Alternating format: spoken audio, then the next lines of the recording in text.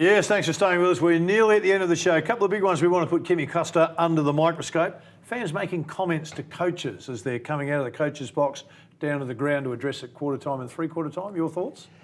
As long as it's nothing personal, I suppose. But, you know, you've got to be thick-skinned to be a coach. You've got to be thick-skinned to be a player. And if you're listening to some drongo or whatever, I reckon your focus isn't right. You know, I reckon just walk past. You can maybe turn around and go, smile at him or something, but I don't see any point in it. Just keep going. Didn't hear him. Not worth it. The last couple of weeks we saw Damien Hardwick stop and have a point. Now, I know Damien is a mate and he's not the kind of guy that normally gets involved. So I'm suspecting he's either a motive because they've lost and then a comment's just been enough to tip him over. But we saw Scotty on the weekend do a similar thing when he came out. Are we going to get to the point where the AFL's going to say we need the coaches to come out a different way, not in amongst the fans, which would be disappointing? It would. But if you start talking about workplace environment, what's dangerous, at any stage, what would happen hypothetically that the Crows are playing Richmond and the Crows guy has a go at Dimmer, there's a Richmond supporter right in front of him and he turns around and suddenly we've got a brawl that breaks out. And if we're trying to get ahead of the curve, it's starting to look more and more that it's heading in that direction. Yeah, probably have to be something like the umpires, I suppose, walk out the race. It would be disappointing, wouldn't it? Very, very sad. And look, it's funny, the two blokes that you said are generally pretty fierce competitors when they played. Yeah. And like, you know what, heat of the moment, you're walking down and you've lost, you don't like losing and someone says something to you, you probably do. Yeah. What? Yeah. What? It's a response. It is a response. I don't know, I hope it doesn't go the path of going out a different race because it's just part of footy, you want to see the coach come down. I don't mind if you have a little bit of a cheek, be a bit cheeky, as long as it's not, I suppose, personal or racist or anything like that. All right, let me take another level for you. We're going through the airport, the Adelaide Crows, and you're a part, and we want to interact with the fans, we want to sign autographs, we want to speak to the people. Then suddenly there's a bogan that's having a go at someone. Alistair Clarkson copped it coming back from a Hawthorn game, walking back here. Are we going to get to the point where the clubs are going to have to say, we need to protect the players? And suddenly the players will come in a different way at airports. So technically we won't see them in the airports much anymore. Yeah, I reckon. Can you see that happening? Yeah, I reckon that probably could. That's probably a bit different, isn't it? Because, they walk into an environment which is just general public. It's unknown. I think Dean Brogan a couple years ago got involved did in it. one. Yep, at the airport. And you know what? That is unacceptable from that person in the public because you wouldn't go up to anyone else and try and start a fight with someone. And that's probably a good one where they will have to go out the other way. Yeah. And that'll be sad too because then there's going to be other people that are going to miss out. The biggest change you've seen since you've retired in footy, what do you think the biggest change has been? The game itself or the everything? Game itself.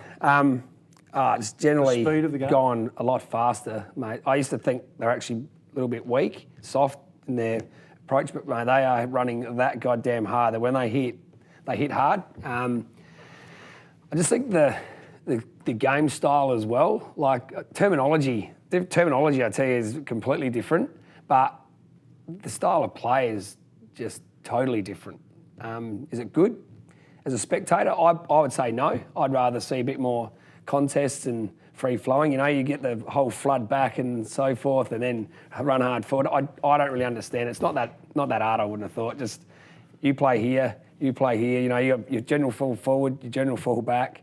There's your man. I reckon it might turn to go back that way at some stage. I reckon someone will go, let's just keep it a bit more simple and see what happens. What would happen if, hypothetically, one of the coaches was courageous enough to say to his full forward, when it's down, I don't want you to defend, I want you just to stay inside 50.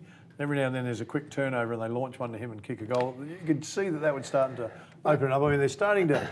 I nearly reckon we tinker with the game too much. I reckon if you leave the game alone, the coaches are smart enough that they'll work out a way to open the game back up. Yeah. So we saw the flooding come in. We see now that they've started to multiple handballs. They're trying to get the ball back into the middle now and create space, and speed's become a part of it. So I reckon if they don't try and bring in any more rules, it'll sort itself out. I reckon it will, and like you said, there will be a coach that comes in and he will make it go back to a bit more basic, and you will see a genuine full forward.